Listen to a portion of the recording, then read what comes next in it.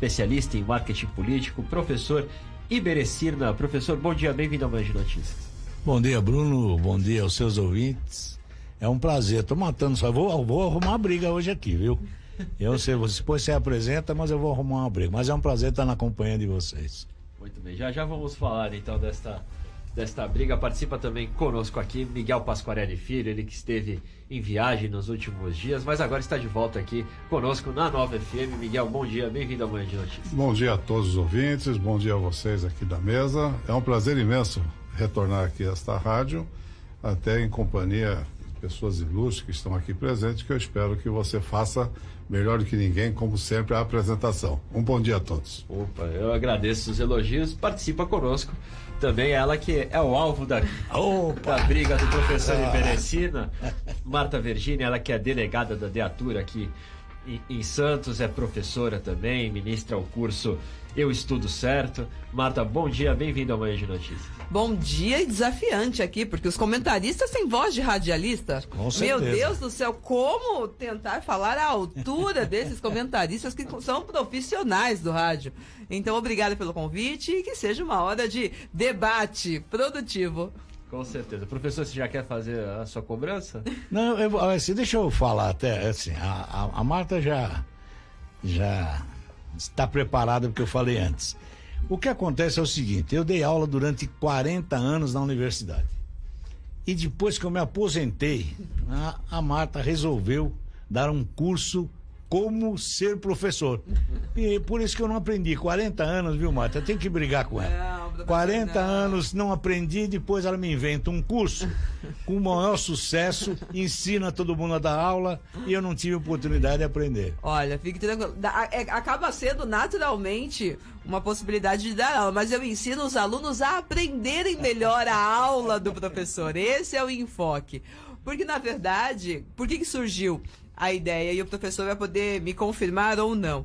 Os alunos passam muito tempo no ensino fundamental, ensino médio. Muitas vezes, nossos alunos na graduação, nos campos universitários, e nunca aprenderam a aprender. Sim. As escolas se preocupam muito com o conteúdo, com as matérias. Então, quando é criança, história, geografia, português, matemática, um monte de conteúdo na cabeça da criança, do adolescente. Na universidade, eu em especial no curso de Direito, e todos os cursos universitários que tem, muito conteúdo, muita matéria. Mas como processar melhor essa matéria? Como assistir a aula com eficiência, como anotar, como funciona o cérebro na hora de aprender, a memorização, o esquecimento que faz parte também, então como retardar esse esquecimento da matéria, como ter segurança para fazer a prova, porque a gente sabe, o senhor sabe, em dia de prova, em semana de prova, eles ficam ali comendo o caderno em cima da hora, tudo errado, colocando a informação na memória curta. Isso não é aprender, isso é decorar para fazer uma prova. Então, todo esse diálogo, toda essa técnica que hoje a neurociência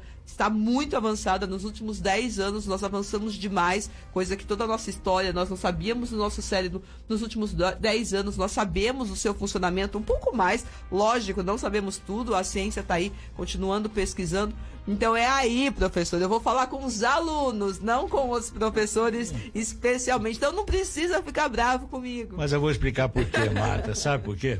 Eu tenho o prazer de ter assim, pois na Universidade de Santa Cecília, onde você dá aula também, eu tenho lá o curso de comunicação e na Universidade Católica também. Hoje, todos os professores foram meus alunos. Por esta razão é que eu estou brigando assim. Você ensina a ser bons alunos, entendeu? Obviamente vão se formar como bons professores. Com certeza. Então eu vou continuar com a minha briga. Não, então, não amenizou, não. Vamos tentar no braço de ferro, então. Nos trabalhos técnicos temos Neno Alvarez comandando a nave da Nova FM. A Nova FM que você ouve não só o Manhã de Notícias, como toda a programação pelo 87.9 aqui para toda a região, ou em qualquer lugar deste mundo pelo nosso site novafmsv.com.br. Você também pode ouvir a Nova diretamente no seu celular, é só baixar o aplicativo da Nova FM para as plataformas Android e iOS em seu smartphone. Além disso, você pode nos seguir e acompanhar a nossa live do Jornal Manhã de Notícias pelo Facebook. O endereço é facebook.com/novafmsv. Quem nos assiste neste momento, vê aqui à minha direita Neno Alvarez com os fones prateados, eu aqui de costas, a sequência professor Iberecina, Miguel Pasquarelli Filho e a delegada Marta Vergini. Agora 8h06. Nova FM, serviço. E a Dersa, responsável pela travessia de balsas aqui da região, informa que a travessia entre Santos e Guarujá opera neste momento com 6 embarcações. O clima é de chuva. O tempo previsto de embarque tanto para o lado de Santos quanto para o lado de Guarujá é de 15 minutos. Já a travessia de balsas entre Bertioga e Guarujá operando somente com embarcação, clima chuvoso. Tempo previsto de embarque de ambos os lados é de 30 minutos. Já entre Santos e Vicente Carvalho, a travessia de barcas operando com 3 embarcações, clima de garoa. Tempo previsto de embarque para o lado de Santos e para Vicente de Carvalho é de 12 minutos. Agora 8h07. Estradas. E a Ecovias, concessionária que administra o sistema Anchieta Imigrantes, informa que na rodovia dos Imigrantes a lentidão do quilômetro 22 até o quilômetro 14, segundo São Paulo, sentido São Paulo, devido ao excesso de veículos, aí 8 quilômetros de lentidão. Já no 8 ou 12 quilômetros de lentidão. Já na rodovia Anchieta, a lentidão do quilômetro 12 ao quilômetro 10, também sentido São Paulo, devido ao excesso de veículos. Lembrando que na interligação do Planalto, a pista Anchieta do quilômetro 8 ao quilômetro 1 está bloqueada devido à neblina. Operação comboio funcionando na manhã desta quinta-feira aí no sistema Anchieta Imigrantes. Nos demais trechos aí do sistema Anchieta Imigrantes, tráfego fluindo normalmente na manhã desta quinta-feira. Agora 8h08. E o inquérito policial sobre o caso Bacará foi concluído e remetido ao Fórum de Santos com os pedidos de prisões preventivas de 4 pessoas. O dono da casa noturna, 2 seguranças e o chefe da segurança. Até o início da noite da última quarta-feira, o juiz Alexandre Bettini, da Vara do Júri de Santos, não havia decidido sobre os pedidos de prisões preventivas formulados pela delegada Edna Fernandes Pacheco Garcia, do 3º Distrito Policial de Santos. O promotor Fernando Reverendo Vidal Acaui ainda se manifestará sobre esses requerimentos. Após o parecer do membro do Ministério Público contrário ou a favor das preventivas, o magistrado decidirá se acolhe ou não o pedido da delegada. Vou aproveitar para falar com a Marta, que é especialista também nessa área do direito, de advocacia. Os 4 indiciados, então, pela morte do jovem Lucas Martins de Paula, que foi espancado por um dos seguranças, levou 12 golpes e depois de 22 dias de coma acabou vindo a falecer na Santa Casa de Santos. Sim, fato. E eu não tenho contato nem conhecimento diretamente dos autos do inquérito. A gente fala com as informações que a gente tem da imprensa também, mas com certeza a delegada, a doutora Edna, amiga competente, deve ter amealhado provas suficientes, né, da materialidade, da autoria desse crime, que é o mais importante, e ali vai responder as pessoas que praticaram efetivamente, que agrediram e as que se omitiram, porque a omissão também tem responsabilidade. Então, muito provavelmente, ela deve ter instruído tudo isso no relatório e agora vamos ver qual vai ser o posicionamento do Ministério Público, né, titular da ação penal, se ele vai acolher a manifestação do delegado ou não. Então, estamos nessa expectativa também. Miguel, ficou também na mira aí da opinião pública a Prefeitura de Santos pela casa funcionar sem alvará há pelo menos 2 anos.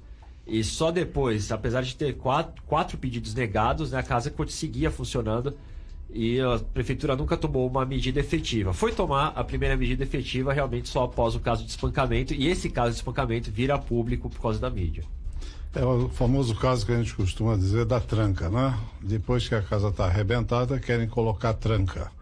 É impossível no serviço público, e eu trabalhei mais de 30 anos, em que você detecta uma casa comercial daquele porte. Uma coisa é a chiboca em cima de um dique, é o barzinho no fundo de um quintal para o cidadão sobreviver, vender lá suas coisinhas e tal. Outra coisa, uma casa comercial no bairro, um bairro de ponta, na cidade de Santos, e a omissão do serviço público, a omissão da prefeitura. E se nós lembrarmos um pouco, o problema da boate que nós tivemos lá no sul, não é? A Boate Kiss. Obrigado pela lembrança aqui de todos. Porque isso pode cair no esquecimento, mas eu entendo que a responsabilidade civil, criminal, também tem que ser respondida pela municipalidade. O porquê dessa omissão? Acho que isso é a grande questão. Professor, E como o Miguel estava citando, é um caso recorrente a falta de alvarás, principalmente por casas noturnas aqui na região. Além do caso do Bacará, a Prefeitura de Santos recentemente foi obrigada pela Justiça a ter que murar a entrada de outras 3 casas, porque também não tinham ali o auto de vistoria do Corpo de Bombeiros. E realmente, depois do que aconteceu com a Botkiss, houve um grande movimento para que as casas obtivessem esse AVCB e um maior rigor, né? Mas mesmo assim, parece que depois de alguns anos que se passou a tragédia, a fiscalização municipal deu uma afrouxada nesse sentido. Olha, primeiro o que eu lamento é assim, é o valor da vida humana, né? R$15 é uma coisa absurda, entendeu? Então, um rapaz na flor da idade aí, para nós que temos já netos quase nessa idade, é lamentável você tolher aí a vida de um jovem desse por causa de R$15. Então, a agressividade da sociedade hoje está a tal ponto, e a delegada Marta sabe melhor do que ninguém o que eu estou dizendo, quer dizer, nós perdemos o parâmetro todo de respeito, da civilidade, né? Nós estamos nos batendo aí por coisas estúpidas, é comum ver isso na rua, no dia a dia, né? Isso aqui é lamentável, para quem imagina esse país tomar vergonha, a crença é nesse exército de novos aí, de jovens, que não podem ser agredidos por causa de R$15. Quer dizer, essa coisa me deixa... Por um outro lado, a gente tem que entender que o Brasil é o país das leis, né? Eu tenho lei para tudo.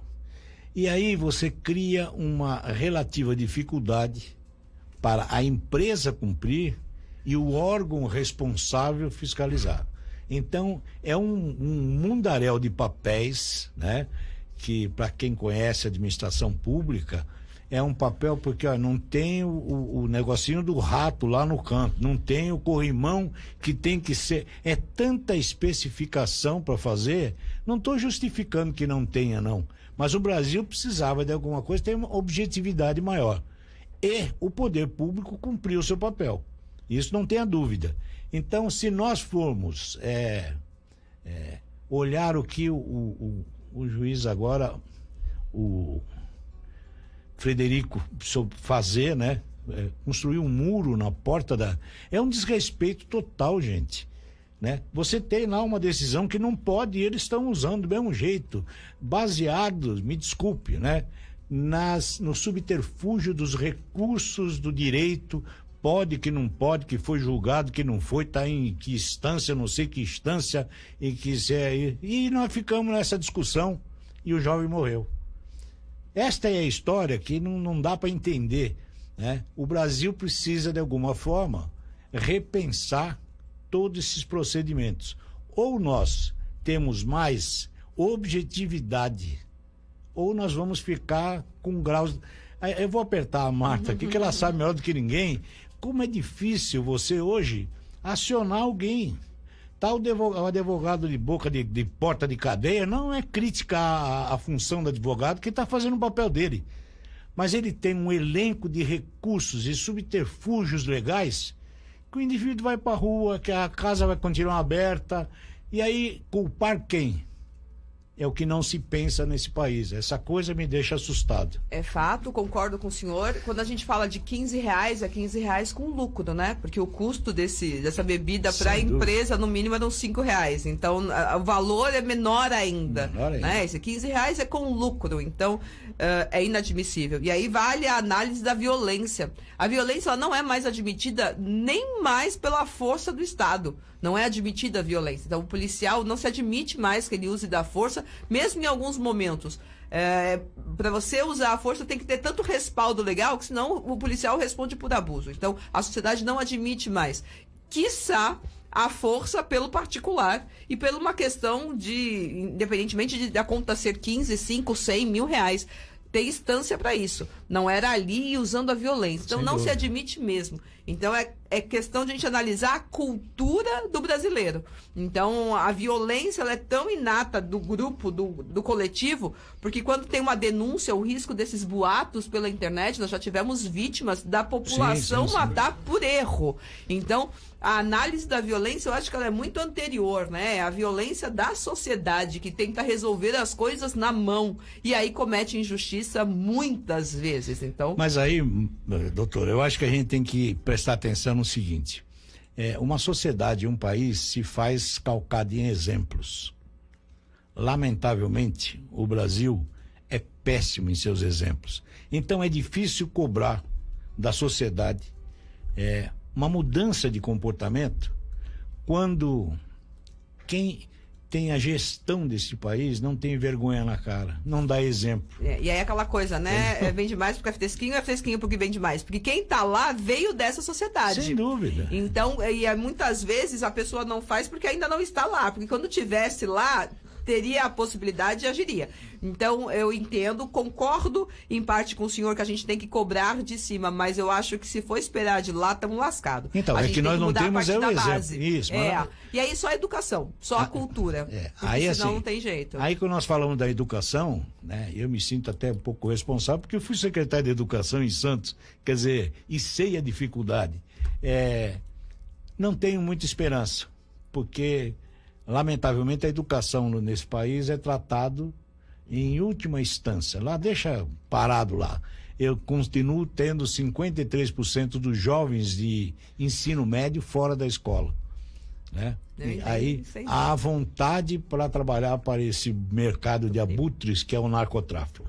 Então, esta é a ideia. Não se investe na educação, não se cria absolutamente nenhuma perspectiva de melhora.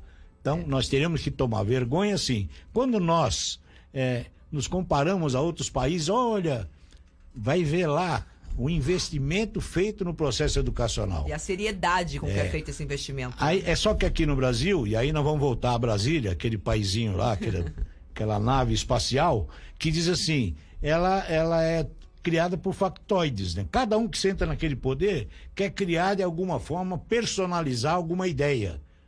Em todos os outros países que saíram de guerra, que tiveram destroçados, mexeram em tudo, só que fizeram um pacto. Na educação ninguém mexe. É um projeto, é um ciclo educacional, você sabe disso, que miseravelmente precisa de 30 a 40 anos.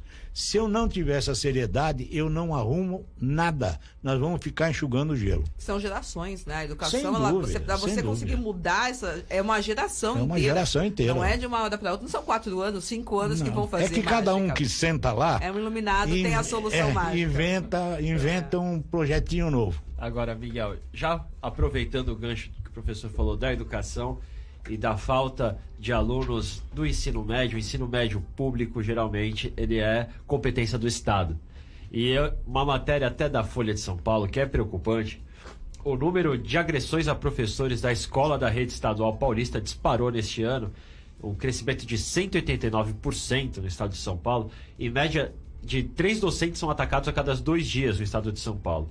Esses são os dados da Secretaria de Educação do Estado, obtidos via a Lei de Acesso à Informação pela Folha de São Paulo. As agressões passaram de 74 de janeiro a maio de 2017 para 214 em 2018, no mesmo período. As agressões verbais são as mais comuns, mas também ataques físicos. Eles citam até aqui o exemplo de uma escola estadual na Vila Nova Cachoeirinha, na zona norte de São Paulo, onde um aluno jogou uma cadeira na cabeça do professor de artes depois de ser repreendido.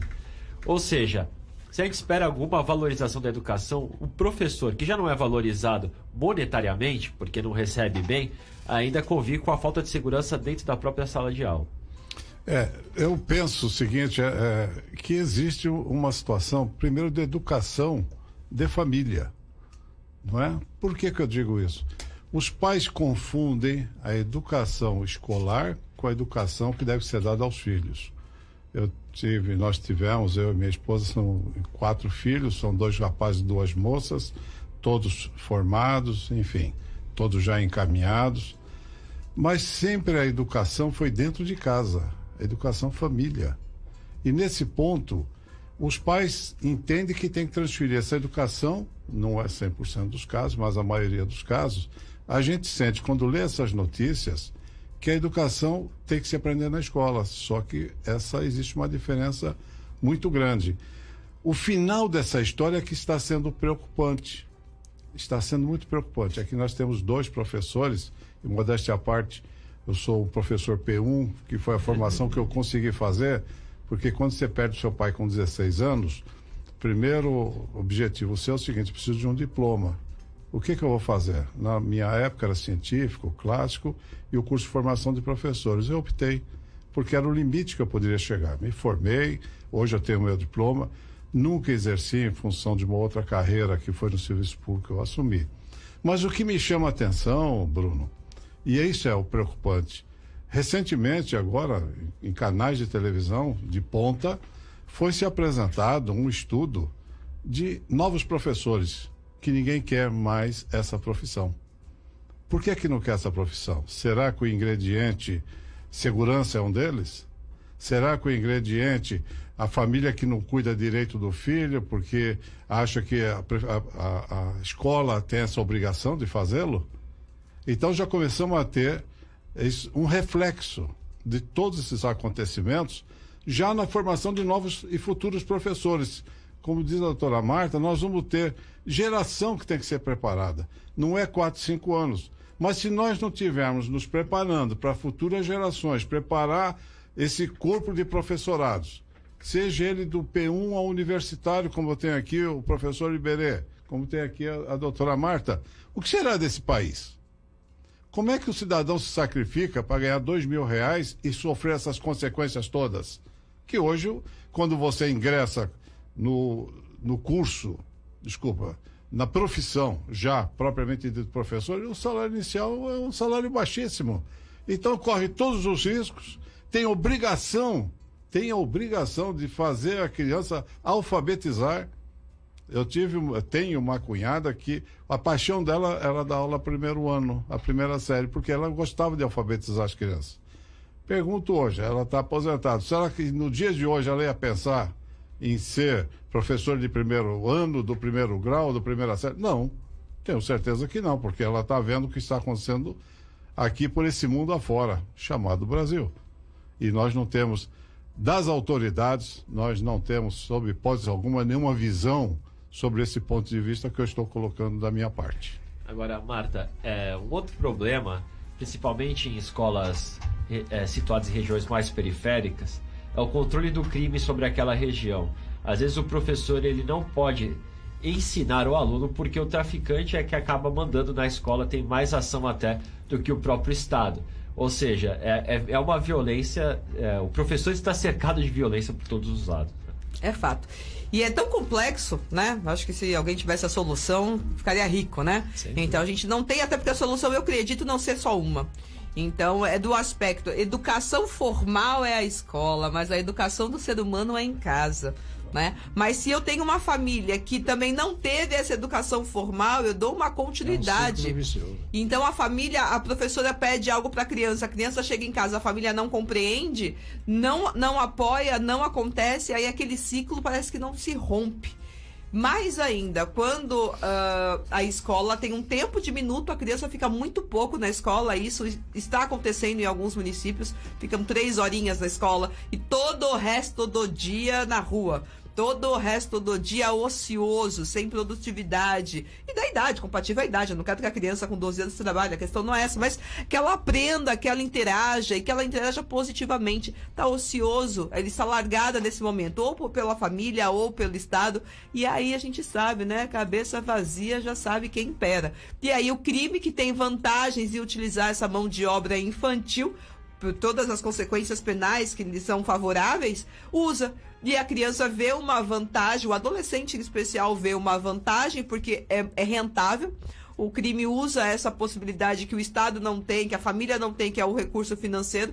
Ele entra com essa sedução, facilmente seduzido até pela tenridade, pelas vantagens. E aí é difícil, não é fácil. Mas o Estado tem que querer, e parece que no Brasil, o principal, que é saúde, educação e segurança, são colocados em segundo plano. Sim. E não pode Claro que todos os outros aspectos são importantes, a ciência, a tecnologia, que também não é bem cuidado no Brasil, mas não tem como um país crescer se ele não cuidar da saúde, educação e segurança de um povo. Se você não tem condições de estar vivo, né, de ter um médico, de ter o cuidado com a sua saúde quando precisar, como é que você faz? Como é que você trabalha? Se você não tem segurança para sair na sua casa 8 horas da noite, você tem medo de pôr o pé na rua, como é que você vive? E se você não tem condição de aprender, evoluir e ser um novo ser humano, um melhor ser humano, acabou. Então eu acho que o Brasil peca em muitas coisas, mas principalmente nesse tripé, que nenhuma sociedade cresce se não tiver saúde, educação e segurança. Agora, professor Iberê, em relação ao que a Marta falou, que a criança acaba não tendo uma ocupação, ela vai para a escola num período, mas depois passa o resto do tempo ocioso aí, podendo ser até aliciada pelo crime, por exemplo. Seria uma opção, então, a criação de mais escolas de período integral, né? Ou escolas da família, como eram utilizadas. Vamos resgatar essa discussão, eu acho interessante. Como bem foi colocado aqui, nós colocamos para fora da escola a família. Esse é um grande erro, né? Hoje as escolas parecem depósito de criança. Por quê? Vamos voltar que sobreviver nesse país com um salário mínimo de R$900 obriga a desintegração da família, porque todo mundo tem que trabalhar, porque senão não vive. Então, eu me lembro, enquanto secretário, que me assustava muito a procura por creche, que é uma discussão pedagógica profunda, se realmente creche é um processo educacional ou de assistencialismo. Nós temos que discutir. Mas, de qualquer jeito, a minha preocupação naquela época era que as pessoas iam lá e queriam pôr a criança com 1 ano na creche.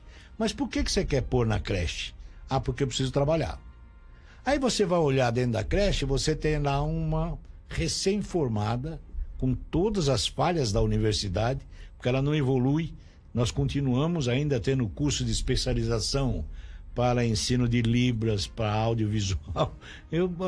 A pedagogia não evoluiu, né? Ela continua, é um paquiderme na universidade, o curso de pedagogia. Então você não prepara também para esses desafios modernos. Aí você põe a criança numa creche. A família parece que lavou a mão. Muito bem, vocês cuidem aí, você dá banho, você lava, você ensina, você atende o choro. E aí a preocupação qual é? Ele vai para o ensino fundamental, né, sem nenhuma base.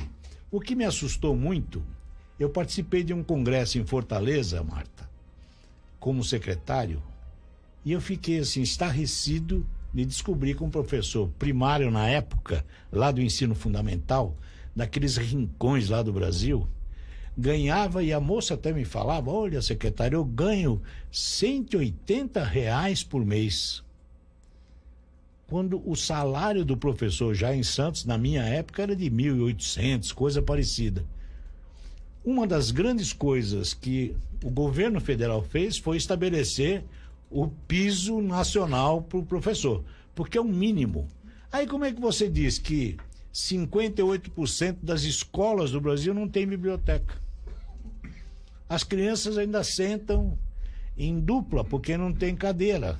Quer dizer, é de tal descaso, né? O que a Marta está colocando é um descaso com a educação, nos deixa extremamente preocupados. É um descaso com a saúde, vá a qualquer hospital. Não adianta ir no Sírio-Libanês, não adianta sair, não. Mas vai lá para aqueles, em Cabo Lobó do Norte, Santo Antão do Mato Dentro, vai lá no hospital para ver como é que é. Lá não tem esparadrapo, não tem gás, não tem nada. Dorme sentado lá, estão cansados de ver. Pô.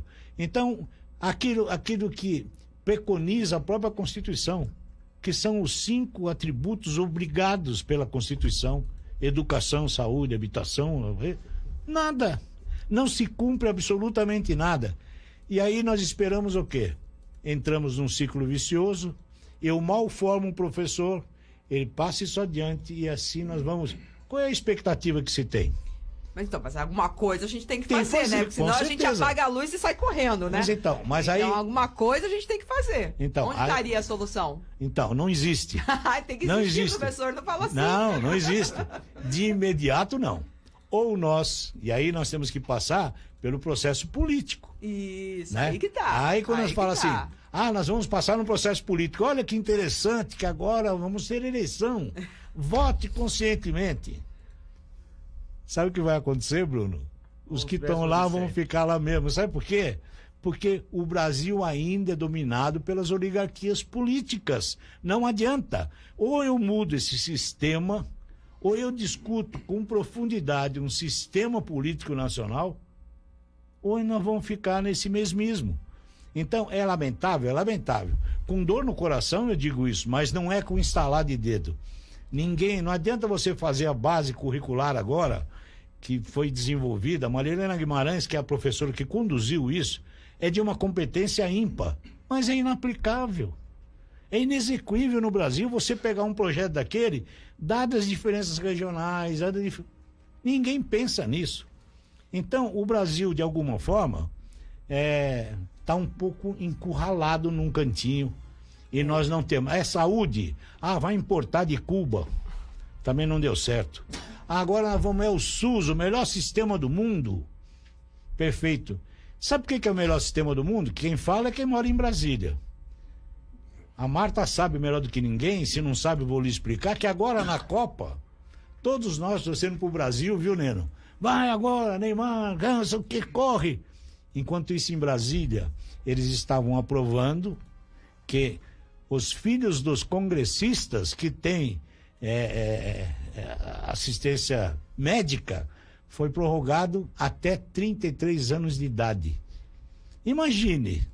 Então, assim, é o filho de um congressista, até 33 anos você tem o Einstein, o Sírio, o hospital de base, você está garantido. Mas aí eles vêm a público e dizem assim, o SUS é o melhor sistema do mundo. Mas não usam, né? Então, gente, esse é o Brasil, a realidade é essa. É lamentável discutir isso, mas mágica. É fato. Eu acredito, vou ser bem sincera, assim, a solução no macro é o aspecto político mesmo. É que a gente olha assim, num cenário, arrepia um pouco, então não é algo que a gente vê a melhora assim instantânea, simplesmente votei bem e mudou.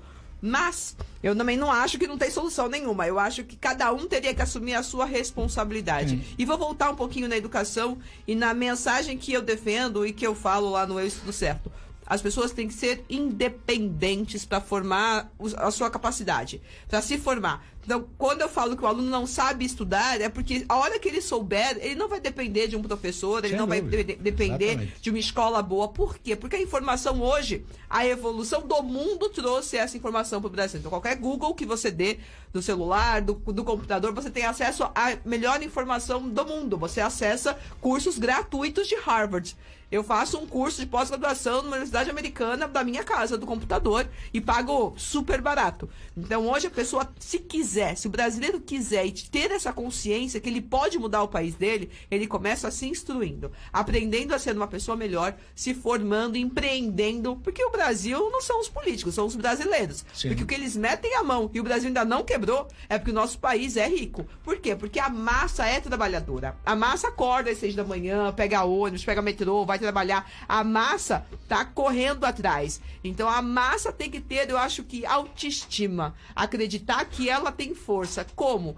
Vai estudar. Vai melhorar. O seu negocinho é pequenininho, vai melhorar, vai pintar, vai arrumar, vai oferecer melhor, vai tratar melhor o seu cliente. É um comercinho de bairro e tal. Faz um serviço bom, que assim você vai gerando. Porque se for esperar a Brasília, eu acho que vai demorar um bocadinho mais. Então, mas aí, Marta, não é esperar Brasília. É assim, é que lamentável, a inversão no país foi muito violenta. Não se privilegiou a cultura nunca. Quer dizer, então, hoje vale mais um homem que sabe apertar o parafuso do que o homem que lê. Então, o povo brasileiro também é trabalhador. Ele está aí acordando de manhã, ele vai, ele batalha. Por essa razão, ele gosta de carnaval, ele gosta de futebol, porque ele tem direito. Ele tem que... Só que, na verdade, a legislação, as pauladas são dadas por Brasília. Nunca o coitado está trabalhando, mas ele continua pagando 27,5% de imposto de renda.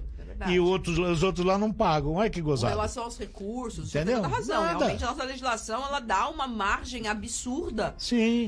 para quem tem um bom advogado. Quem tem um bom advogado, tá feito. Agora, quem não tem, vai no automático do Estado, tá lascado mesmo. É fato, concordo. Então, Acho- essa é a preocupação. Então, desculpa, eu às vezes venho em programas e participo em outros programas com pessimismo, não é um pessimismo, gente. É que com a minha idade, assim, a gente já viu já lutou tanto, brigou tanto, entendeu? E parece que é insubstituível aquelas famílias, aquelas oligarquias que mandam e roubam esse país desde o Império, gente. Então eu pergunto, eu falo hoje da minha idade, não da Marta. A Marta não fez nem 32 anos ainda. Opa, a Marta já fez 38.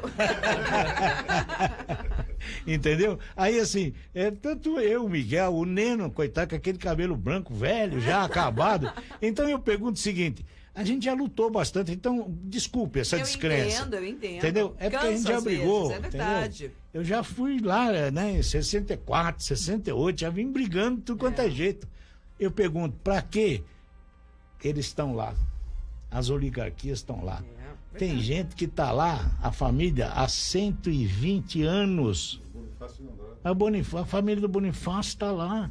Aí você pega. Gente, e luta, briga, agora é ditadura, agora não é, agora é socialismo, não é. E eles estão firmes. Mas o Bonifácio está lá porque ele está cobrando o preço pela independência, né?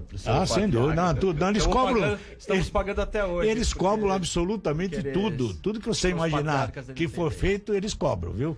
Agora, 8 horas e 37 minutos. Estamos apresentando Manhã de Notícias. Você está ouvindo a Nova FM. Apoio. Informação importante.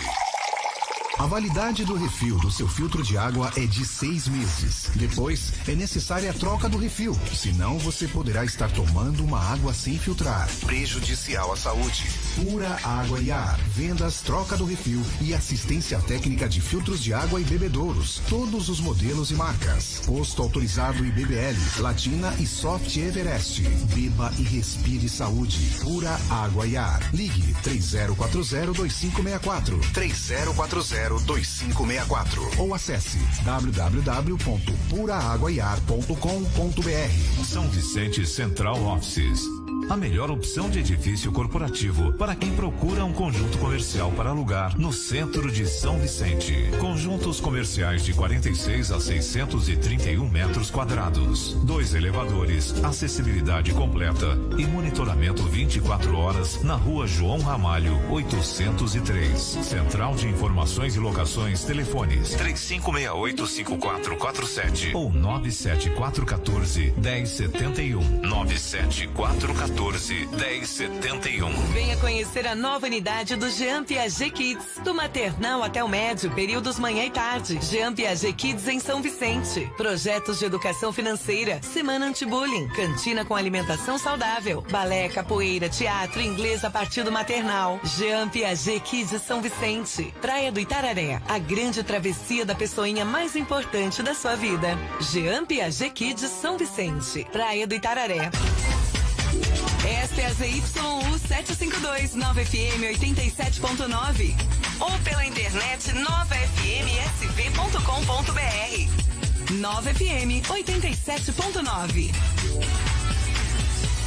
Estamos apresentando Manhã de Notícias. 8 horas e 39 minutos, estamos de volta com o Jornal Manhã de Notícias aqui pela Nova FM no 87.9 para toda a região, em qualquer lugar deste mundo, pelo nosso site novafmsv.com.br. Você também pode ouvir a Nova diretamente no seu celular, é só baixar o aplicativo da Nova FM para as plataformas Android e iOS. Além disso, você pode também nos seguir pelo Facebook e assistir a nossa live pelo facebook.com/novafmsv e também participar conosco pelo WhatsApp, mandando sua pergunta, seu recado para o 13991214342, repetindo 13991214342, edição desta quinta-feira que recebe Iberecina, Miguel Pasquarelli Filho e Marta Vergini. Agora 8 horas e 40 minutos. E sob críticas e desconfiança, a Central de Regulação de Ofertas de Serviços de Saúde, o CROSS, o Sistema CROSS da Baixada Santista, passará por mudanças ainda neste ano. O objetivo é unificar o sistema, hoje dividido entre governo do estado e municípios, para aumentar a transparência e tentar diminuir o tempo de espera por leitos hospitalares. Miguel, esse sistema CROSS, ele voltou a entrar muito em debate devido a um caso até denunciado pela vereadora de Praia Grande, Janaína Balares, do PT, de um rapaz que teve um câncer detectado na região do testículo, precisava de tratamento de radioterapia, quimioterapia, e só era feito em Santos. E ele falava que já esperava há algum tempo por esse tratamento, acho que 2 meses, se não me engano, e a vaga não surgia, com a alegação que quem regulava as vagas em Santos era a Secretaria de Saúde de Santos. E a Secretaria de Saúde de Santos, ela beneficiaria então os munícipes da cidade em detrimento de munícipes de outras cidades aqui da Baixada Santista. Houve um grande alvoroço, a imprensa entrou em cima, o secretário de Saúde de Santos, Fábio Ferraz, negou essa situação e no final das contas houve um pedido do Palácio dos Bandeirantes para que a Secretaria de Saúde intervisse nessa questão e conseguisse o tratamento para o rapaz. É natural, então, que o Estado realmente seja o órgão regulador dessas vagas, até para que não haja qualquer tipo de suspeita nesse sentido de uma interferência do município dentro da gestão das vagas aqui da região. Né? Eu vou aproveitar um pouco aqui que o professor Iberê comentou na passagem anterior, a doutora Marta. O que nós temos hoje são as velhas promessas políticas. Não há um candidato sequer a presidente da República, não há um candidato sequer a governo de estado em qualquer estado deste nosso território brasileiro em que não se fala sobre segurança, saúde e educação. E aí todos eles têm os planos, os famosos planos mirabolantes. Ontem mesmo, essas últimas 48 horas, nós assistimos por todos os canais de televisão, por todos, sem exceção, o caso do Rio de Janeiro, de uma senhorinha que estava acompanhada do filho, da irmã, enfim, da filha, tentando que acudissem essa senhora e leva na UPA, que leva no pronto-socorro, que leva no Hospital Getúlio Vargas. Para encurtar a história, quando se olhou o atendimento, ela veio a óbito. E aí o filho, numa entrevista, diz: eu me sinto culpado, porque eu devia ter feito mais. Mas o quê? Só se puxasse uma arma para matar alguém. Porque não tinha mais espaço. A ponto de a médica estar, como ele diz lá no tip-top lá, e ela diz: eu não posso atender porque não chegou o papel. Não chegou a guia. Como não chegou a guia? É um caso urgente. A pessoa estava praticamente à beira da morte, que veio a óbito. Então, quando você vê situações como essa, e vem as soluções de momento. Então, assim, nada aqui nesse país é planejado. Nem na saúde, nem na educação, em lugar algum, nem na segurança. Cria-se um ministério porque esse ministério vai resolver a segurança. Não resolve. O Rio de Janeiro é um exemplo, com a intervenção federal, através dos militares. Nós estamos vendo lá casos e casos e mais casos de bala perdida, coloca-se fogo em ônibus, etc. Vamos torcer que esse trabalho realmente, e os secretários da saúde aqui da região, se unam para que hajam, e tem que agir dessa forma, encontrar um denominador comum na prática. Porque na teoria, vamos fazer uma grande fundação, vamos fazer um grande centro. Agora o Estado vai administrar as vagas, como nós assistimos aí às vagas do problema do transplante, que é outro absurdo. Daqui a pouco você vê, não, olha, por que tiraram o cidadão que estava quase no final? Não, porque o coração era melhor para ele. Isso aí acaba tendo até ingerência política nesse trabalho. Então precisa que a coisa seja feita de forma profissional, seja feita de uma forma correta, o que até hoje os exemplos que nos deram neste país, não é aqui na Baixada, não é nenhuma crítica aqui localizada, é crítica a nível nacional. Nada que se fizeram nesse período todo de criar, que vamos fazer isso, vamos criar um colegiado para discutir a saúde, colegiado para... Nada aqui funciona nesse país. Espero que realmente esses nossos secretários da saúde se unam nesse projeto que o Estado está intervindo e que se haja um melhor caminho possível. Professor, Gostaria de saber também a sua opinião sobre esse sentido, até para falar que o senhor já atuou como secretário, por exemplo, na questão de educação. Os municípios, eles vivem em brigas, em vez de pensar de forma metropolitana, um briga com o outro para ver quem consegue mais recurso, por exemplo. A saúde vive essa questão da repactuação das verbas, e Santos, por exemplo, é um município que sempre quer ter a mais dos outros por se achar com direito disso devido às especialidades que a cidade tem, né, por exemplo. Olha, vamos esquecer a secretária de Educação e vamos lembrar que fui diretor executivo da AGEM. Claro. Eu acho que nós estamos discutindo uma coisa tão maluca, né, no meu ponto de vista, até porque o governador conhece como ninguém o Condesb e a AGEM. O Márcio sabe disso.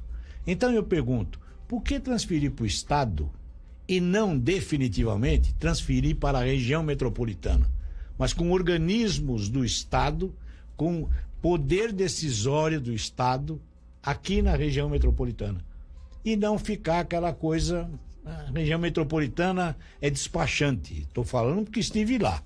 Eu tenho problema dos 9 municípios, 10, né? Porque para mim o Porto é o 10º, mas eu tenho problemas de tudo quanto é lado. Aí eu ponho tudo debaixo do braço e vou a São Paulo bater de secretaria em secretaria para tentar resolver. Então, isso está errado. Então, esta coisa da regulação de vagas, por que não cria este organismo aqui na agência metropolitana?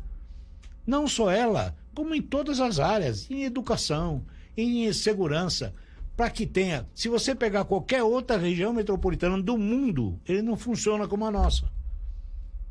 Em qualquer uma. Eu conheço algumas fora do Brasil que funcionam onde a unidade de decisão está dentro da região metropolitana. Porque ela está lá, aquilo é um grande... Não é cabível, né? Eu posso dar a resposta que aqui existe um conflito de egos que cada um quer ser o pai da criança. Mas não é isso, olha. Primeiro que eu acho que a região metropolitana tem que ser repensada. O conceito jurídico dela. Não é possível que você pense numa região metropolitana excluindo o legislativo. Eu tenho que ter uma consolidação da legislação dos municípios para poder aplicar. E, no entanto, o legislativo é a parte da agência metropolitana, não faz parte da região metropolitana. Isso, para mim, é um erro crasso. Deveria, sim, ser repensado e inserir, né, de alguma forma, o legislativo nesse processo. Você não pode ter um dos poderes fora da brincadeira. Então, às vezes, a legislação que é pertinente para São Vicente, ela não tem consonância com a de Santos. E aí, o vereador vota aqui, aprova, o outro vereador não aprova. Gente, isso vira uma brincadeira. Então, precisa sim. E a minha esperança, quando nós falamos aí, não nada contra a pessoa, o Geraldo, mas ele não era daqui, né? Agora o Márcio é daqui. O Márcio conhece desde o seu início o Condesb, a AGEM e as agruras que se passa a região metropolitana. Então não adianta criar um organismo do Estado para regular, se esse organismo do Estado vai ficar lá na avenida não sei aonde, não sei do que, na mão de um secretário adjunto qualquer. Tá tudo bem. Vamos continuar como despachante de luxo. Pode falar, amigo. Não, Bruno, eu só queria acrescentar sobre o que você falou sobre os egos dos nossos executivos, chefes executivos. O maior exemplo que eu coloco aqui, isso aí já são, que eu conheço, mais de 40 anos de assistir, ouvir, ver, ler pela imprensa, problema sério do meio ambiente que é o lixo. Nós temos aí, cada prefeitura quer ter dona do seu problema do lixo. Quando a gravidade ela está elevadíssima, afeta a saúde pública, e você tem uma situação que nós não temos no futuro próximo, nem diria nem futuro, logo mais próximo, essa decisão política e administrativa. Porque precisa da unidade, da união, principalmente os prefeitos que pertencem aqui à ilha, que eu coloco Praia Grande, Santos, São Vicente, Cubatão, Guarujá está um pouco fora da ilha, mas hoje não há mais distância, para resolver esse problema, que é um problema que afeta a todos. Então, constantemente, tivemos aqui a oportunidade do professor Hélio, doutor Hélio, e nós estávamos falando sobre isso. Quer dizer, então, um exemplo mínimo que eu posso colocar aqui, não para discussão, apenas para dizer e endossar o que você colocou aqui, Bruno, é o problema realmente do lixo, que o ego dos prefeitos, todos querem ser o dono do lixo. Eu nunca vi um negócio desse. Eu acho que lixo nós temos que tratar de outra forma. É combatê-lo em razão da saúde pública. É isso aí meu pensamento. Deixa eu só aproveitar uma pergunta. Eu não sei como é que é, Marta, gostaria que você, até porque conhece, e está inserida nesse contexto, como é a relação do Estado com a região metropolitana na área da segurança? Olha, na verdade, o Estado com o Estado. Não há nenhuma diferenciação com a região metropolitana. Eu não sinto essa diferença. Salvo na época de temporada, que há a Operação Verão, aquela atenção à Operação Verão, o Estado com a segurança pública no geral. Não tem nada diferente. Tudo bem que a atribuição da segurança é o Estado mesmo. Mas nós temos aí, em alguns momentos, nós tivemos aí delegados, né, responsáveis pela região, que precisaram esperar lá em cima para dizer, olha, a região é por aqui, só pega essa estrada para chegar lá, entendeu? Hoje em dia não, acho até que alguns delegados, né, que têm essa responsabilidade da visão de região, são daqui, são formados aqui. Acho que isso é importante. É importante. Do que você pegar um delegado que veio lá não sei de onde, como já tantos casos tivemos aqui, brigas inclusive de prefeito que gostariam de A e veio B. Quer dizer, né, de repente esta coisa assim, priorizar a região metropolitana. Então, eu acho que cada vez mais, e no aspecto de segurança, a escolha tem que ser técnica, não política.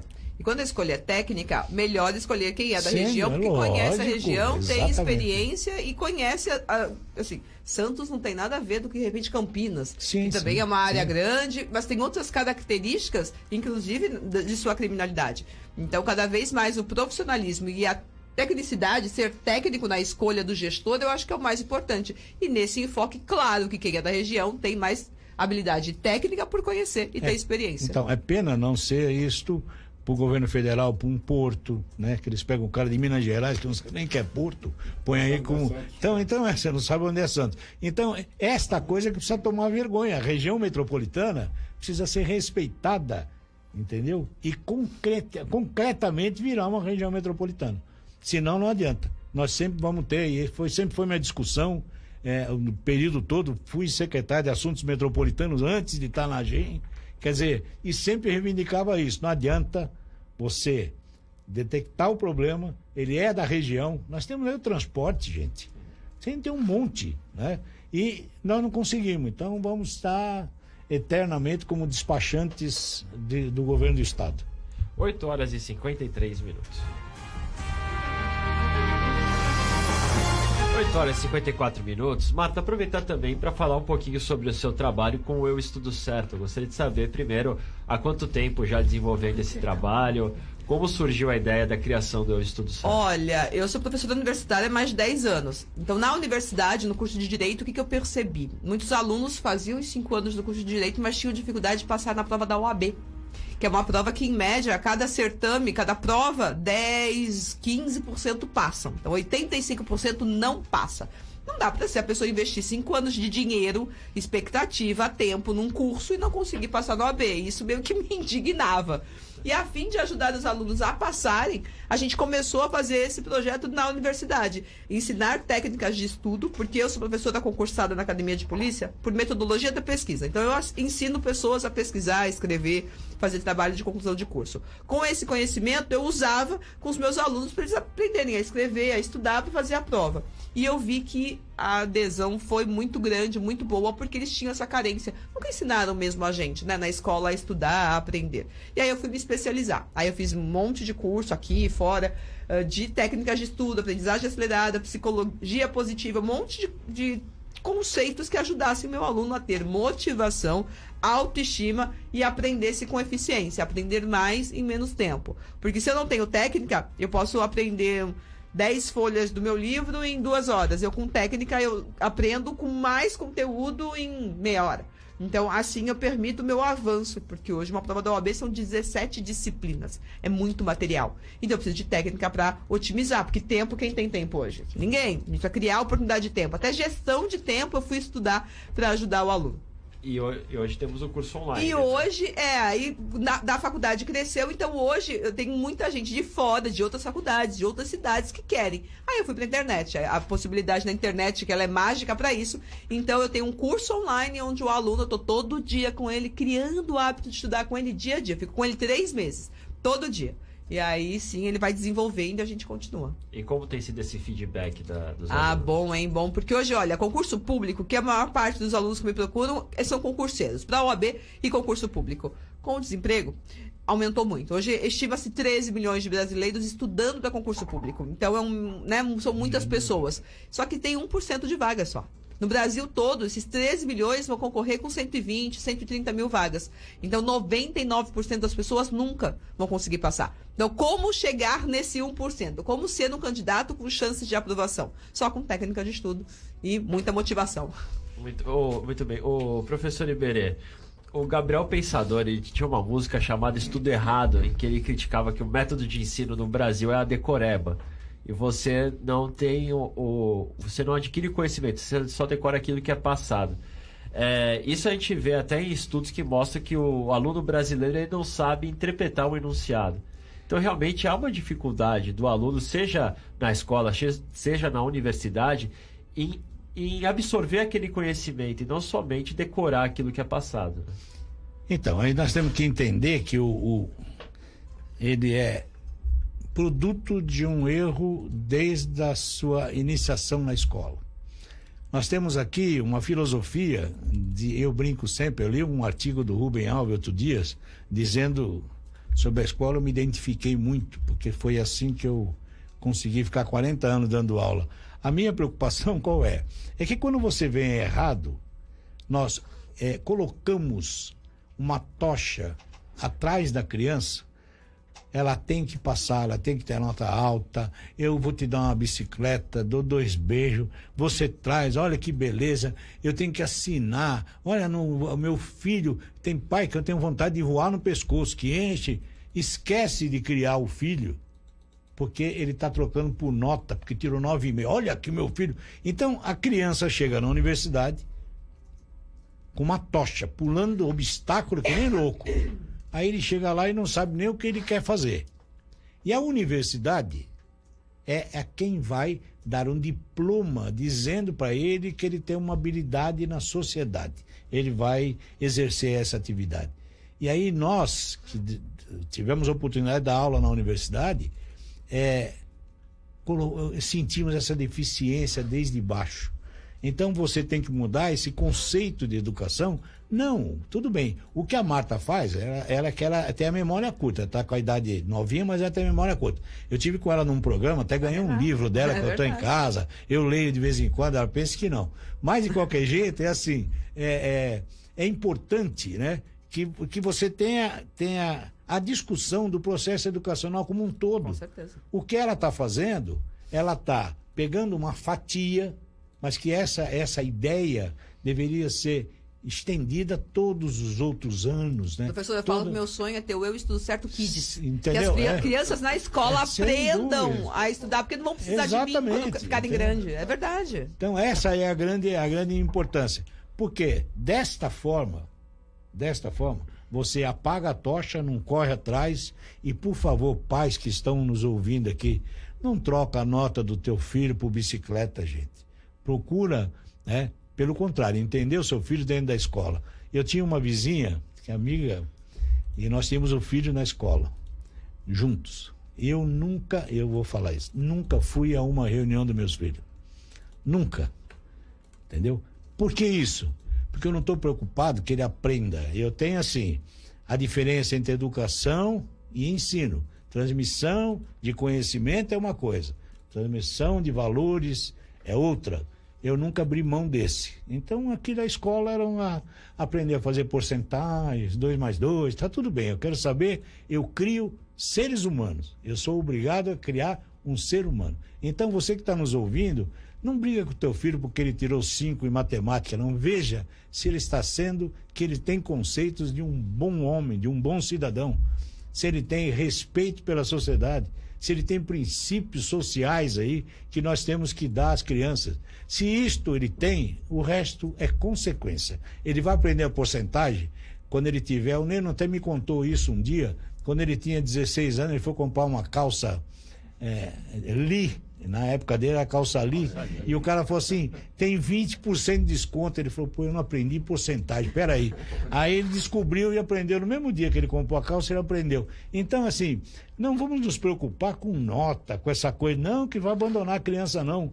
Mas eu tenho que me preocupar com o ser humano, com a formação dele. Aí você muda a escola. Então eu vou ficar aqui já desde pronto, incentivando a Marta para criar eu sei estudar kids, eu sei estudar baby, não, pegar o que for possível. Vamos embora, porque é assim que a gente vai mudar e dar peso à educação e à importância da educação. Miguel, é importante esse trabalho também que a Marta desenvolve, que ela citou em exemplo ao exame da OAB, porque a gente vê ano a ano recordes de reprovações, né, do exame da ordem. Eu ia até acrescentar mais alguma coisa aqui. Exatamente, eu fico pensando, eu tenho, dos 4 filhos, tenho o mais velho, que é formado em História, com pós e mestrado na Católica de Santos. Depois fez mais um curso na USP em São Paulo, etc. e tal. Ele é professor concursado em Itanhaém, na matéria dele. E nós, um dia desse, ele estava conversando e falou, pai, eu tô com... É muito difícil eu corrigir prova, essas coisas, porque a criança não sabe escrever. E ele é professor já para 2º grau. Eu digo, como não sabe escrever? Ele falou, olha, pai, o erro já está vindo desde a primeira série do 1º grau. Por quê? Não houve uma alfabetização dessa criança. Então, você começa a ler provas. Ele mostrou, ele estava corrigindo, falou, pai, dá para ler isso aqui? Eu falei, não dá.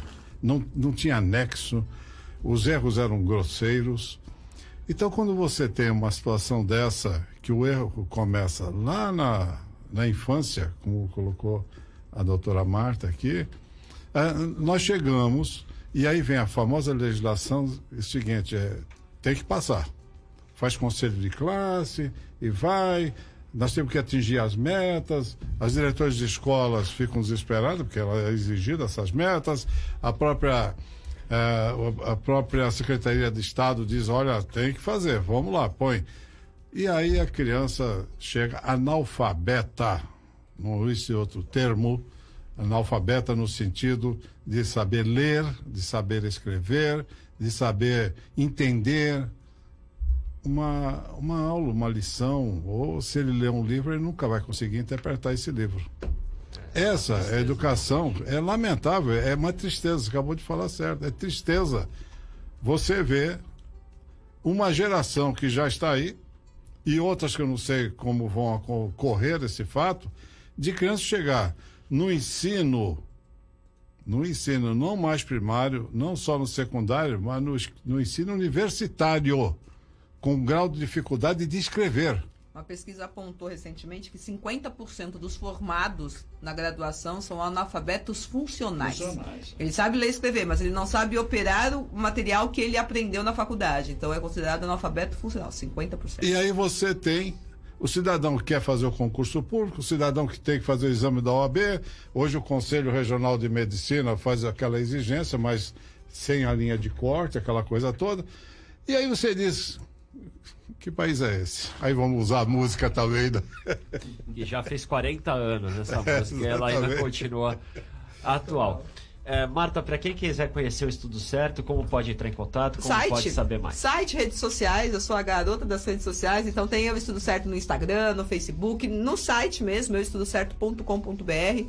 Então, sempre à disposição para ajudar. E bora acreditar. Eu acho que se a gente tiver as ferramentas corretas, a gente consegue transformar a vida. Então, e acho que pelo estudo é a forma mais segura. Amigo a gente perde, idade a gente perde, beleza a gente perde. Agora, o nosso conhecimento, não. A gente só agrega. Então, estudar vale a pena.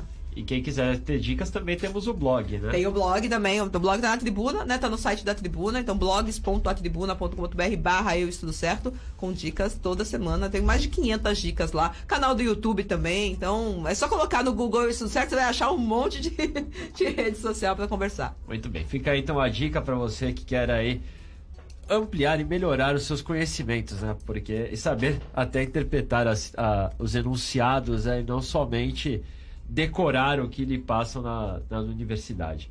Agora, 9h05. Estamos chegando ao final desta edição do Jornal Manhã de Notícias. Primeiro, agradecer a participação do professor Iberê Cirna e até uma próxima, professor. Eu que agradeço a participação e o prazer de estar revendo aí a doutora Marta, que é uma pessoa que eu reputo como uma das pioneiras, as quixotescas da educação. Vamos brigar por isso. Eu fico muito feliz que alguém está pensando na educação no Brasil. Então foi um prazer participar. E o meu amigo Miguel, que é meu amigo de tantos anos, um homem que eu tenho um respeito muito grande. O Neno eu não falo porque ele está tão velho que eu já não vou falar mais. Tá bom? Mas foi um prazer participar da mesa. Muito bem, agradecer também ao Miguel Pasquarelli pela participação. Até uma próxima, Miguel. Muito obrigado mais uma vez aqui pelo convite que me foi feito. Estar de volta para mim é um prazer imenso.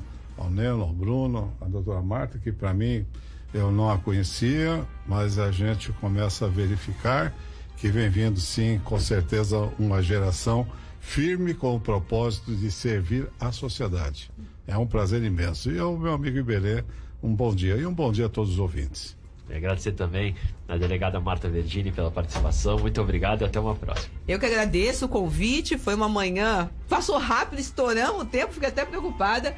E sim, o servir, e é isso, só um finalzinho, que a gente ensina a estudar, mas para que essa pessoa, quando passe no concurso, seja um bom servidor público, que saiba escolher a carreira, para devolver para a sociedade aquilo que ela investe na gente. Então, sempre, servir sempre com qualidade. E obrigada e sempre à disposição. Muito bem.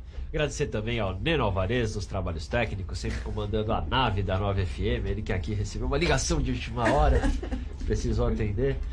O nosso coordenador Pedro Emílio, mandar um abraço também ao Pedro Emílio, que deve também estar escutando neste momento, e a principalmente você, ouvinte da 9FM, tenham todos uma ótima quinta-feira. O Manhã de Notícias retorna amanhã, a partir das 8h da manhã. Um abraço e até lá.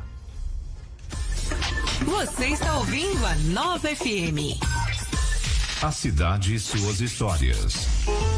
A cidade de Santos é conhecida como Terra da Caridade e da Liberdade. A caridade é por causa da Santa Casa de Santos. É o hospital mais antigo das Américas, inaugurado em 1543. A liberdade tem a ver com a proclamação da independência do Brasil. O país se separou de Portugal graças ao papel decisivo de um santista, José Bonifácio de Andrada e Silva, patriarca da independência e considerado um dos heróis da pátria. A cidade e suas histórias. ZYU 752, 9FM 87.9.